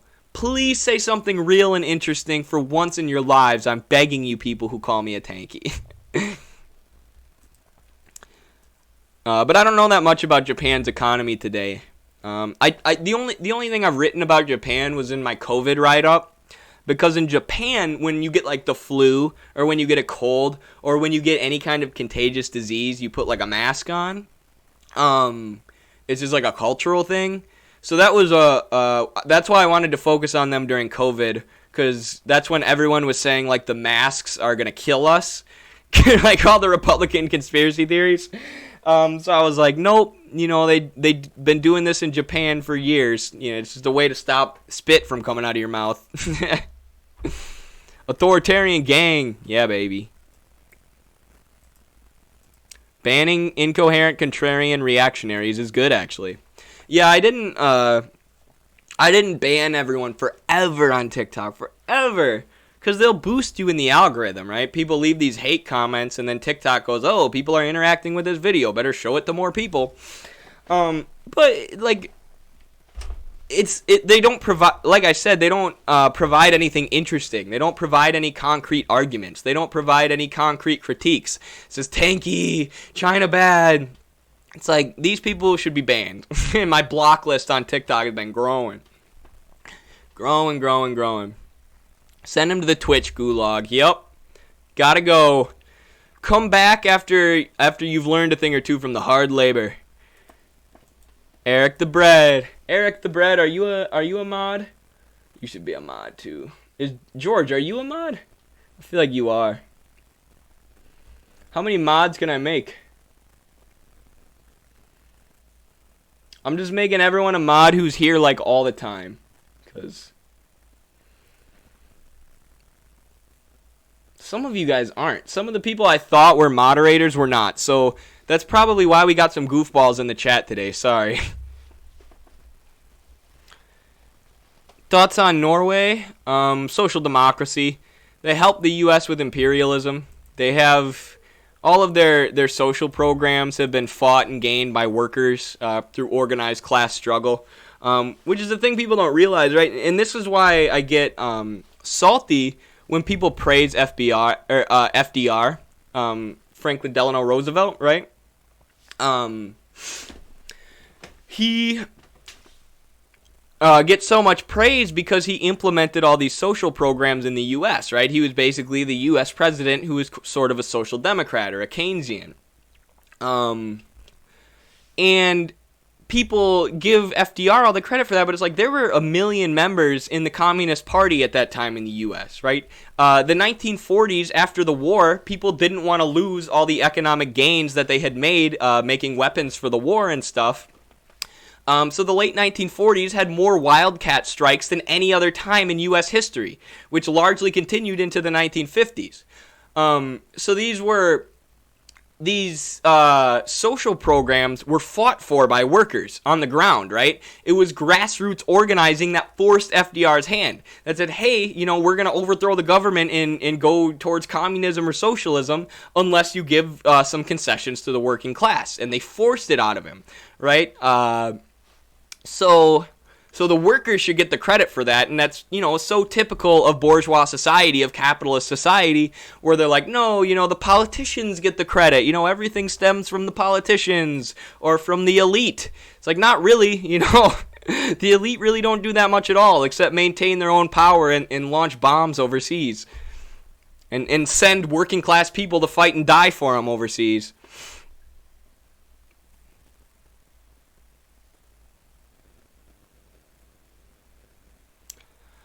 I feel bad for people that volunteer for cinema, dude, to be honest. I don't follow the political scene as well as I don't follow American politics domestically super closely, right? So I always see people ranting about Joe Manchin and Kristen Sinema, so I try and keep up on it a little bit, but it's definitely not my expertise. But didn't she say that she was going to support $15 minimum wage and free healthcare and basically like the AOC platter? Of policies, like Green New Deal and stuff. And, like, how can you lie to people like that, right? Like, how do you tell people, I'm going to support these things, and then do your little thumbs down to the $15 minimum wage? You should make a TikTok on AMLO. I'm interested on your thoughts about him. Okay, I'm working on it. I'm not positive. I don't know that much about him yet. But I was talking with my dad about a lot of the recent developments in Latin America, and AMLO is looking like he's supporting the anti-imperialist countries more, right? Like supporting Castillo's Peru and the Pink Tide countries, Bolivia, Venezuela, and sort of, kind of helping to form this anti-imperialist bloc that's really taking shape in Latin America. So I think it's going to be increasingly important to keep an eye on Mexico.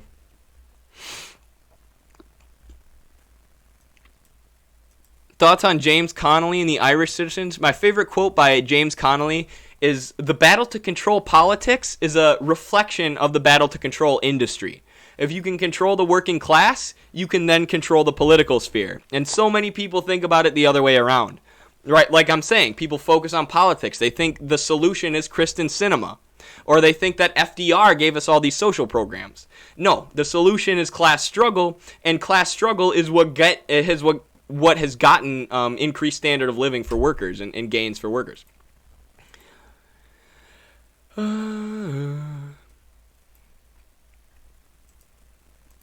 As a thank you. Okay, as a Mexican person, I feel like he's done a good job stabilizing Mexico's economy, but he's also failed to solve some problems. That's good to know. That is good to know. Agree, like all SOCDEMs, he only gave these subs to workers to stop growing communist movement within the country. Yes. Yeah, back to FDR, I think. Ooh, Jeremy Corbyn, yeah. U.S. electoral politics are so boring and predictable compared to global geopolitics. True, right? That's like why if you're a socialist and you're not looking... And so many socialists are hyper-focused on the American political scene, and then they become like defeatist, right? They're like, oh, we'll never build socialism. It's impossible. Communism's a dream.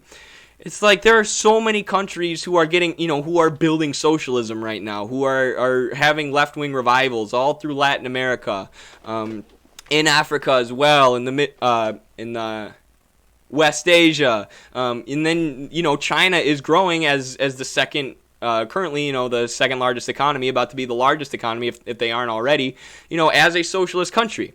And they're doing this Belt and Road Initiative, allowing for all this development and helping to form this counter hegemony to the U.S. and to the capitalist Western financial system.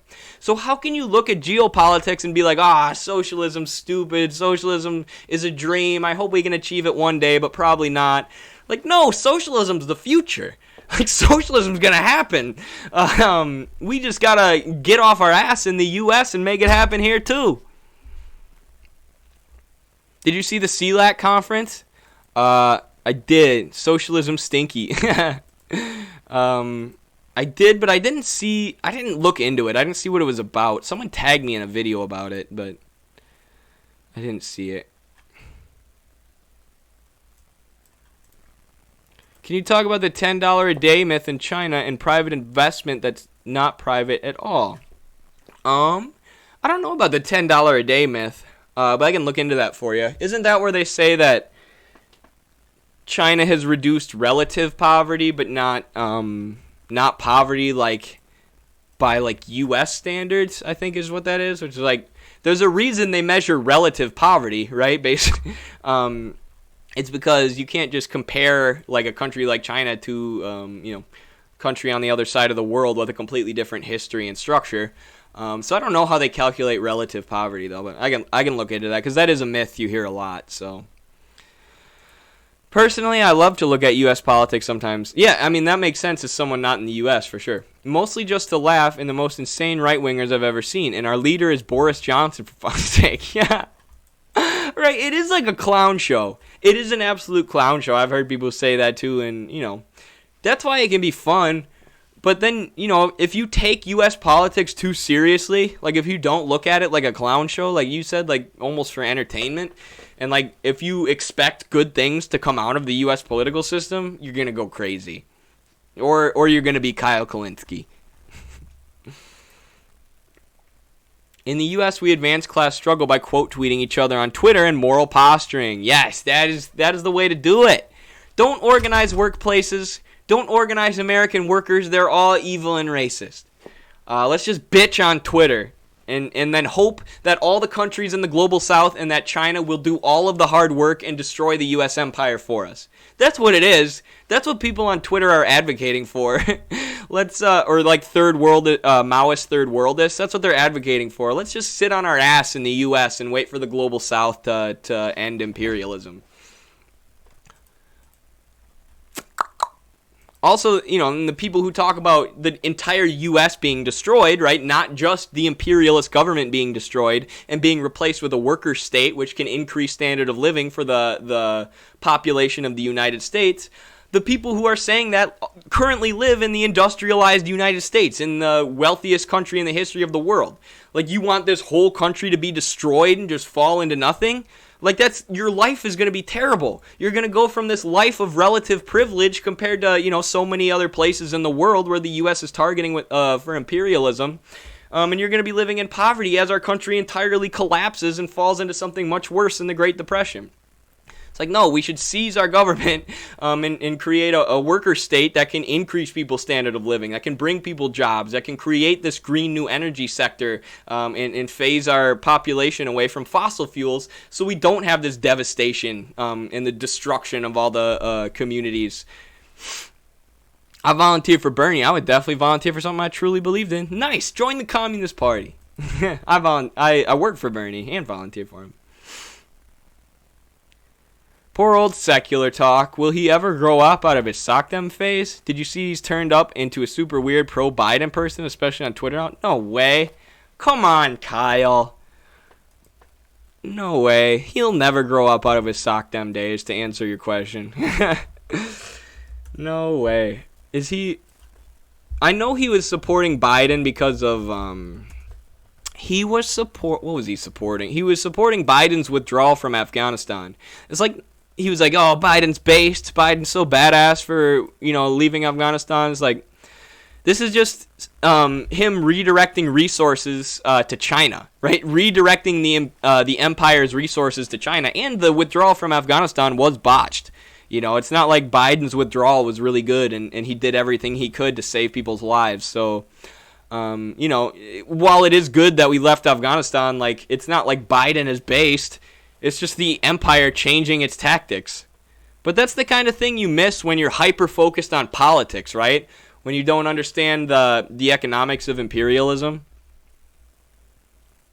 Let's see here. Kristen Cinema followed in bathroom. Oh my gosh. Let's see let's see his recent stuff on Biden. Biden is right. Yeah, here's the one I was talking about. See, I watched this entire video. I might have made a teaching social... what's my series? Teaching Marxism to Kyle Kalinske. I think I might have done one of those on this video. Oh, he's probably supporting this spending bill now, isn't he? See, Kyle Kalinske... maybe he's like Marco Rubio and he thinks this is actually Marxism. So this is He thinks absolutely fascinating. President Obama comes out and backs Biden's $3.5 trillion bill in a blow to right-wing Democrats. Take a look. Needing to pass comprehensive legislation, and even within the Democratic Party, there seems to be some divide. How do you think he is handling this particular moment, and what does he need to do? Thank you to the person who just subscribed and said, "Hey, Eddie, I hope your night's good. It is going great, and thank you for your subscription. I appreciate you." To pass his agenda? Well, first of all, I think the Build Back America program, the package that you described, is something that America desperately needs. You're talking about us stepping up and spending money on providing child care tax credits, making those permanent to help families who for a long time have needed help when it comes to things like child. How can Obama say this stuff? This is what I don't get about Obama now that he's the media loves him and they just trot him out like this. He's like, these families have needed help for such a long time. It's like, you were the president for 8 years. Why didn't you do anything about it? Like, how can you say that? Like, oh, these families have needed so much help from the government for so long. Then why didn't you, bitch? You were the most powerful person in the entire country for 8 years. Here, you're looking at making our infrastructure function more efficiently and effective. Our infrastructure was getting a grade of D under Obama. All 8 years. It was one of the lowest rated infrastructures in the Western world. You're He did nothing. About rebuilding a lot of buildings, roads, bridges, ports, so that they are fortified against. Sounds like China's Belt and Road Initiative. Climate change, and Commie. Also that we start investing in the kinds of energy efficiency that's going to be required to battle climate change. So when you look at the overall package, it's got a headline price tag of $3.5 trillion. But I don't want to listen to liberals talk about how to pay for things under capitalism, but let's. I'm just gonna skip forward to Kyle's analysis. An argument that is unsustainable. Here's why this is really surprising. You got the sense that President Obama, particularly when Bernie was running and when Bernie was the leading candidate and everything he was proposing, you got the sense that he really didn't want a Democratic president who was to the left of him, who could prove that more idealistic things were possible. You think Obama just personally didn't want anyone to the left of him? It's because he is a corporatist. He's always been a corporatist. He was a corporatist back when he was a politician in Chicago. He has deep roots and deep ties to corporate America and the ruling class of this country, the bourgeoisie of this country. He didn't want Bernie because he is a corporatist, and not because he was just worried that somebody would do better than him. This is what I mean with like the way that liberals or social democrats and liberals, but same thing, hyper focus on the political sphere and on individualism, on the personalities of these people in power. Right? It can't be that Obama is, and maybe Kyle would say this too, but it can't be that Obama is a corporate neoliberal warmonger. It has to be that in his feels, he didn't want Bernie to do good things for the American people because Obama didn't do any good things for the American people. Like, that is idealism, right? That is not how politicians make decisions in this country. They make decisions based on what their donors want, except for Bernie Sanders, who was uncorrupted and advocated for some very common sense reforms. And was absolutely bombarded by the liberal establishment, which Obama is absolutely 100% a member of, and he's always been a member of it. He never planned to bring change. He never planned to bring or create universal health care. He is a corporatist. He had a full Democratic supermajority, and he didn't even fight for single-payer health care. He gave us a corporate half measure, Obamacare, which is a farther right health care program than any other country in the Western world. If Bernie got Medicare for All implemented, for example, that would make Obamacare look like the sham that it was. Hey, there you go. You got that. Got that one right. the insurance company giveaway that it was, the bullshit middle ground, unnecessary compromise that it was. And so you got this. Kyle's analysis of certain things is very, very good. Obamacare being one of them. Sense from President Obama that, like, anything to the left of him, he's going to either completely opt out of it and stay out of it, or actually actively work to undermine it. Wow. It's almost like he's a neoliberal corporatist. Well, now with this $3.5 trillion Biden reconciliation bill, it's $3.5 trillion over a decade, by the way. He's coming out in favor of it. And that's surprising, because this is more idealistic and optimistic and more far-reaching than anything he's ever done. And now he's saying, I'm in favor of it. The other thing this does is it signals to so-called moderate Democrats, who are really right-wing Democrats and corporate Democrats and extremists. It signals to them, hey, listen, Obama was the guy who just took $400,000 from Wall Street to give a speech the second he stepped out of office. He's the guy who bailed out Wall Street. He's the darling of the establishment in many respects. All right, Kyle, you redeemed yourself. You started out the argument talking about Biden's personality, Obama's personality, and now you're redeeming yourself. You're realizing he's a corporatist. Good job. This is why I tell people that even though you're a sock dem, your analysis is usually stuff I agree with. He, as a representative of the establishment, says this is okay. Well, that puts a little bit more pressure on the so-called moderate Democrats now, doesn't it? Now, Manchin and Sinema might be a little bit of a different issue, because they almost, bask in the fact that they're, right-wing Democrats and almost flat-out Republicans. But to some of the so-called moderate Democrats in the House, and even there's a deification of Obama that his poll numbers are really still really high, despite. Yeah, and I want to talk about that deification of Obama. One of the main things that really I remember being a light bulb moment for me, and really figuring out what this country is about and what our political system is about, was we were reading this book about the military-industrial complex. And Obama was planning to end all the forever wars, right? He was talking about peace. He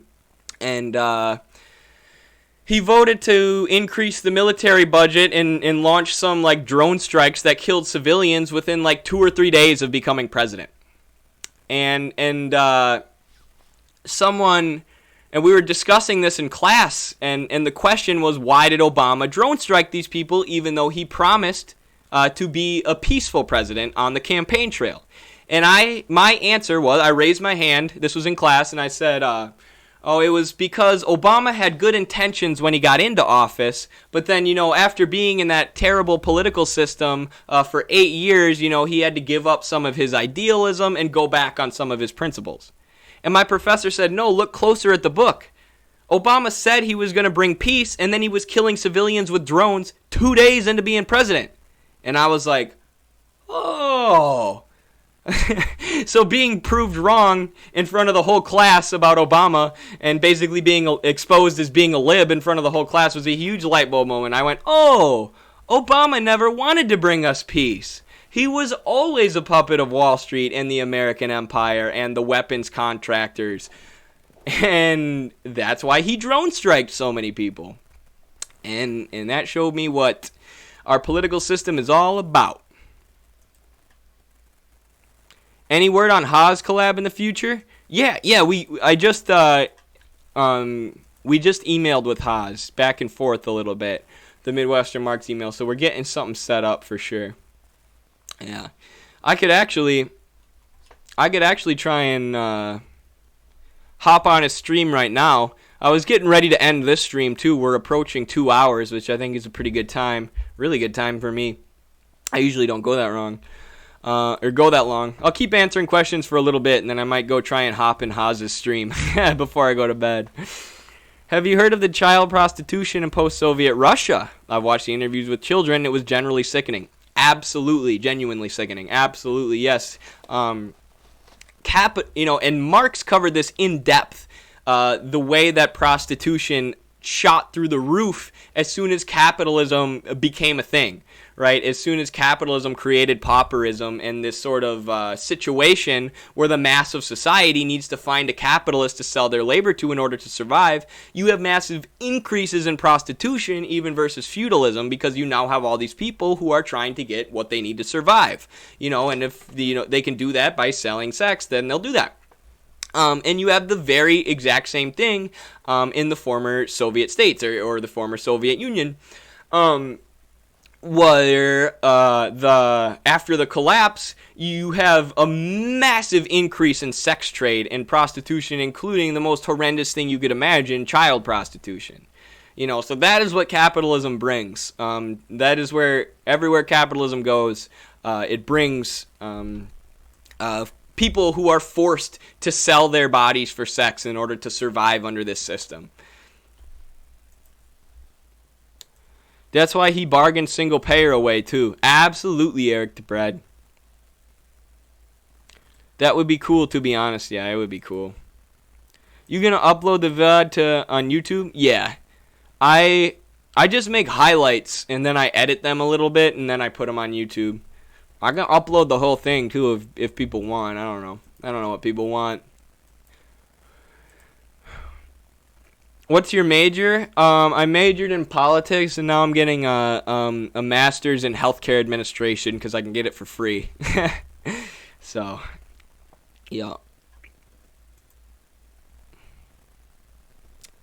If you want to watch a short, fun video, react to epic rap battles of history, Che versus Guy Fawkes. That sounds cool. I used to watch epic rap battles of history. I can't believe they're still going.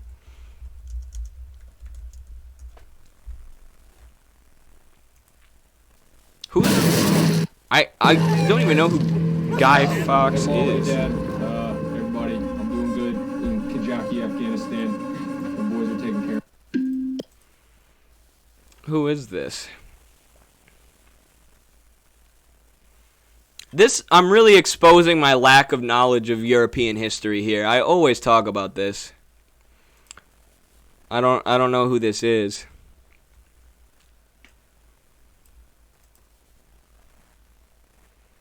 He was arrested guarding explosives that the plotters had placed beneath the House of Lords. Oh, he was a revolutionary. All right. I like it.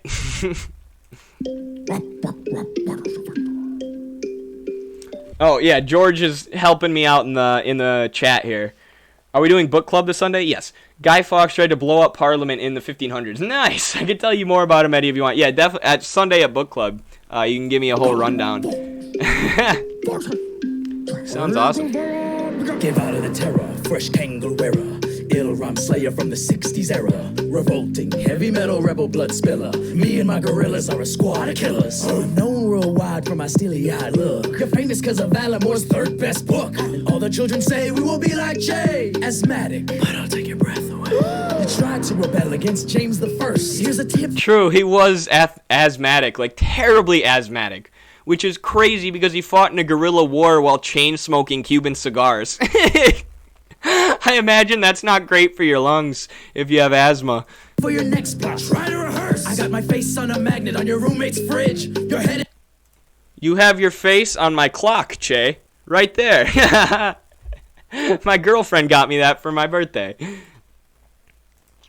Is on a spike up on London Bridge. You had one job, cabron, to strike a matchstick. Got caught with the fuse like your boss. Not lit. You should have stayed anonymous, epic fail guy. Treat this battle like the gallows and take another dive. As a communist, it must really hurt that your face has been cheapened, weakened, besmirched, being plastered on posters, coasters, and shirts, making capitalists rich off of you on merch. Right, I'm a pious man. That is a little bit sad. Pretty good roast there.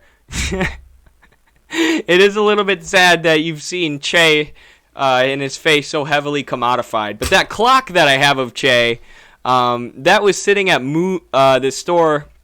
I don't know if I should say the name of the store. It's called Moondogs. It's like one of those hippie stores. And every time I had gone in there, I had seen the Che clock for like 2 or 3 years. So nobody was buying it if I didn't. But I guess it still made a capitalist surplus value. Damn it!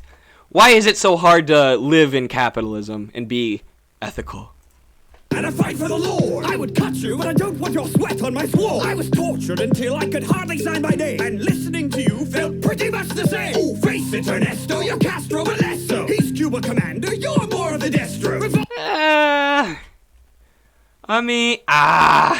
And Che was the one who taught Fidel communist. Well, Che and Raul Castro were the ones who taught Fidel about Marxism and Marxist theory, and then Che was in charge of industry after the revolution.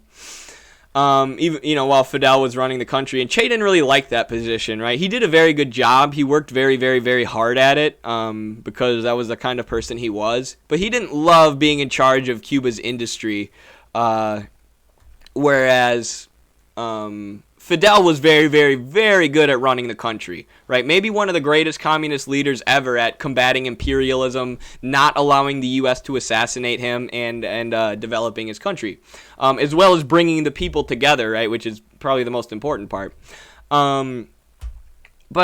But I mean, Che didn't like that position, so he left, right? He left and then went and tried to fight a revolution in the Congo, which didn't work. And after that, he went to Bolivia, which is where he died. So, like, when you're talking about guerrilla warfare, Che is the absolute GOAT, undisputed. And he wrote a book called Guerrilla Warfare. When you're talking about running a communist country in the global south while the U.S. is attempting to strangle you and kill you, Fidel is the GOAT. But Che was the one basically running their industry, the heart of their economy, while Fidel was doing that. So, but Fidel also fought in the guerrilla war, so they're inseparable. They're both. It's hard to say which one was better. I like Che more, but. All you want, I don't give two guys fucks. But look at Venezuela, what you're fighting for sucks. Oh my God, you died for the Catholics, a group with a bad touching little boys habit, and this porn star pilgrim look. What's up with that? It's more like me, but very bad at. Oh, what's the fox say now?